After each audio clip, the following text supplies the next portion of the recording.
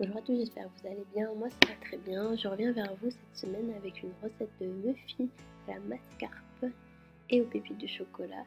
Vous m'en direz des nouvelles. Pour réaliser cette recette, vous aurez besoin d'assez peu d'ingrédients, vous allez voir, des ingrédients classiques. Vous aurez besoin dans un premier temps de 250 g de sucre en poudre, de 280 g de farine avec ou sans gluten. Moi j'utilise un mix tout prêt, de 10 centilitres, donc 100 g d'huile. Soit moi j'utilise de l'huile coco, vous pouvez également utiliser de l'huile d'olive, de 150 g de mascarpone, un sachet de levure chimique sans gluten ou avec selon votre régime, une cuillère à café de vanille et 200 g de pépites de chocolat. J'utilise également ce mix gomme qui est magique, vous n'êtes pas obligé d'utiliser, j'utilise une grosse cuillère à café, ça vous permet d'avoir un muffin encore plus aéré.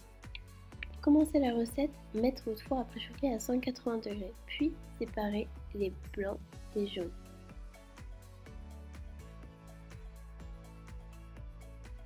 Si vous avez un robot pâtissier, mettez directement les blancs dans votre bol de robot.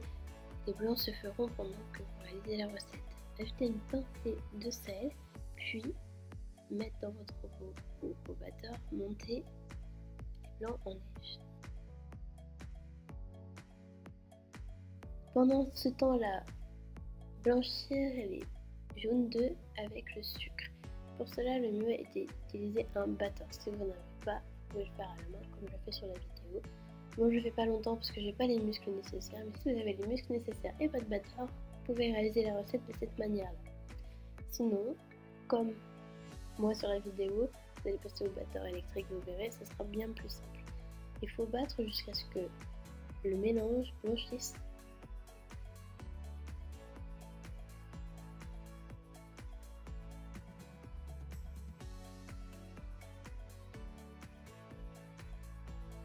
Puis ajoutez la mascarpone. Donc si vous faites à la main et pas au batteur électrique, allez-y petit à petit, sinon ça va être un peu raide.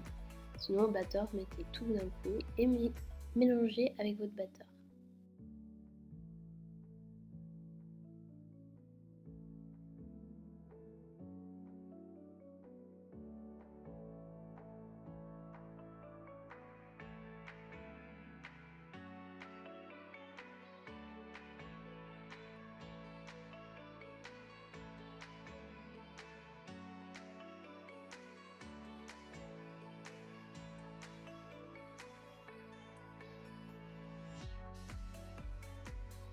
Une fois que la mascarpone est bien incorporée dans la préparation, ajoutez l'huile que vous avez choisie. Donc moi c'est l'huile de coco, donc c'est un peu compact, mais vous pouvez également mettre de l'huile d'olive, de l'huile de tournesol, de l'huile de raisin, comme vous voulez.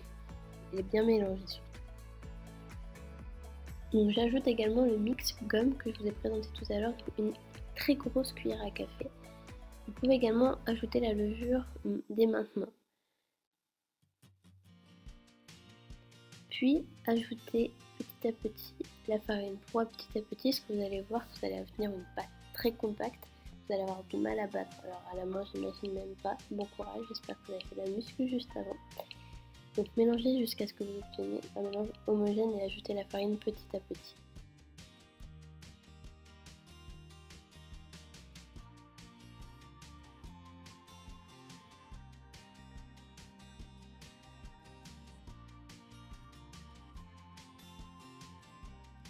J'ajoute la levure au dernier moment parce que je l'avais oublié quand j'ai fait la vidéo, mais je vous conseille vraiment de la mettre comme je vous l'ai dit tout à l'heure.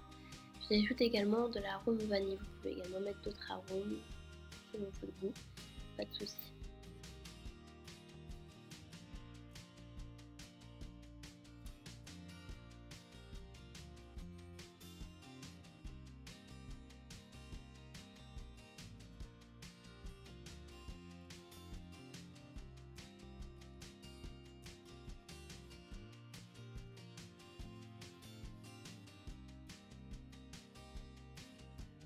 Nous allons maintenant nous occuper des blancs d'œufs qui sont maintenant levés normalement. Donc arrêtez votre robot et on va les incorporer petit à petit dans votre préparation.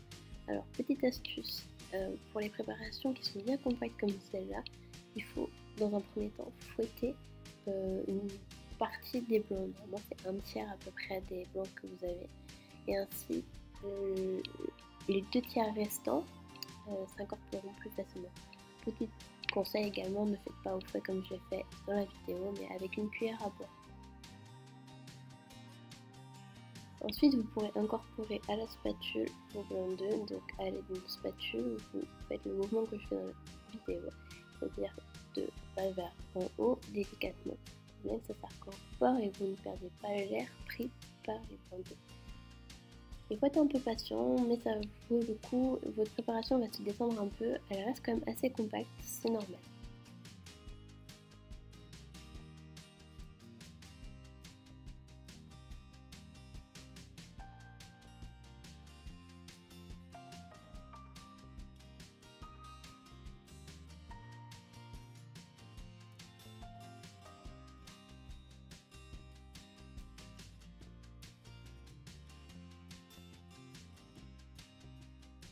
Il ne vous restera plus qu'à ajouter les pépites de chocolat. Donc moi c'est du chocolat que j'ai tout simplement haché au mixeur.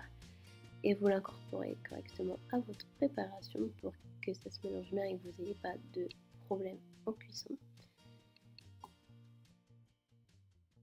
Il ne vous restera plus qu'à mettre dans les moules de votre choix. Vous pouvez faire un gâteau entier si vous le souhaitez. Moi je préfère faire des portions individuelles, c'est plus rapide à cuire et puis je trouve que c'est plus sympa et agréable. Alors là j'utilise un moule silicone, donc j'ai pas eu besoin de l'huiler ni de le fariner, mais n'hésitez pas à beurrer, huiler ou fariner vos moules s'ils ne sont pas en silicone.